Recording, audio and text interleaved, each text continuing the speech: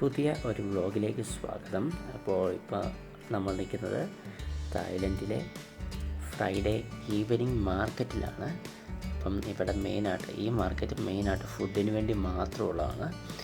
അപ്പം നമുക്കവിടെ ചെന്നാൽ നമുക്ക് ഏത് ടൈപ്പ് വേണം, ഏത് കുസിൻസ് വേണം, അതായത് ജാപ്പനീസ്, അങ്ങനത്തെ എല്ലാ സാധനങ്ങളും അവിടെയുണ്ട്. പിന്നെ അവിടെയാണെങ്കിൽ നമുക്ക് ഫ്രൂട്ട്സ്, അങ്ങനത്തെ എല്ലാ കാര്യങ്ങളും നമുക്ക് അവിടെ നിന്ന് കിട്ടും. നമ്മുടെ ചക്കപ്പഴം അവിടെ ഇരിപ്പുണ്ട്, നമ്മുടെ കമ്പിളി നാരങ്ങ ഇരിപ്പുണ്ട്, ആപ്പിൾ എല്ലാം കട്ട് ചെയ്ത് വെച്ചേക്കുവാണ്. നമ്മളൊന്നും ചെയ്യേണ്ട, ജസ്റ്റ് പൈസ ഒരു 20 ബാത്ത് ഒരു 30 ബാത്ത് കൊടുക്കുകയാണെങ്കിൽ റെഡി ടു ഈറ്റ് സാധനങ്ങളാണ് അവിടെ വെച്ചിരിക്കുന്നത്. അങ്ങനെ ചിക്കൻ്റെ വെറൈറ്റീസ് ഉണ്ട്, സീ ഫുഡ്സ്, ഈ കാണുന്ന സീ ഫുഡിൻ്റെ ഒരു ഷോപ്പാണ്. അങ്ങനെ എല്ലാത്തിൻ്റെയും അതും എല്ലാ ഫ്ലേവറും കിട്ടും. അതായത് കൊറിയൻ ബാർബിക്യൂ ഫ്ലേവർ വേണം, ജാപ്പനീസ് ബാർബിക്യൂ ഫ്ലേവർ, അങ്ങനത്തെ എന്ത് വേണമെങ്കിലും അവിടെ കിട്ടും.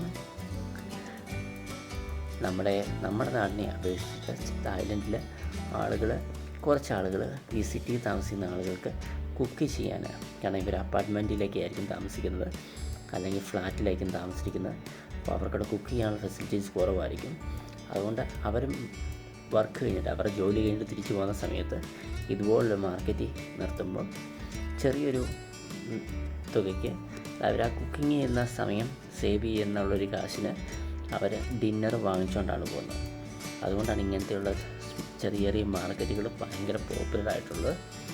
നമുക്ക് ചിക്കൻ്റെ വെറൈറ്റീസ് ആണെങ്കിൽ, ചിക്കൻ ആണെങ്കിലും പോർക്കാണെങ്കിലും അതിൻ്റെ വെറൈറ്റീസ് നമുക്ക് എന്ത് വേണമെങ്കിലും കിട്ടും. ചിക്കൻ്റെ വിങ്സ് മാത്രമാണെങ്കിൽ വിങ്സ് മാത്രമായിട്ട്, അല്ലെങ്കിൽ ഇതുപോലത്തെ നൂഡിൽസ് ഷോപ്പിൽ പോകുകയാണെങ്കിൽ നൂഡിൽസ് മാത്രമായിട്ട് നമുക്ക് കിട്ടും. അല്ലെങ്കിൽ പിന്നെ ഇതുപോലെ 10-15 ബാത്ത് കൊടുക്കുകയാണെങ്കിൽ ചിക്കൻ്റെ ഏത് പാർട്സ് ആണെങ്കിലും ഒരു ബാർബിക്യൂ ചെയ്ത് തരും. എന്നിട്ട് നമുക്ക് പറയാം നമുക്ക് ഏത് ടേസ്റ്റാണ് വേണ്ടിയെന്ന്. ഇതുപോലെ ഡംപ്ലിങ്സ് നമുക്കവിടെ കിട്ടും. അതുപോലെ തന്നെ ചിക്കൻ ഗ്രില്ല് ചെയ്ത് കിട്ടും. ചിക്കൻ്റെ ഏത് പാർട്സ് ആണെങ്കിലും ഗ്രില്ല് ചെയ്ത് കിട്ടും. ബീഫ് ഒരു പ്രത്യേക തരം രീതിയിൽ ഗ്രില്ല് ചെയ്തിട്ട് അതിൽ കുറച്ച് ചെറിയ ടൊമാറ്റോസും പൈനാപ്പിൾസൊക്കെ വെച്ച് ഇതുപോലെ നമുക്ക് കിട്ടും.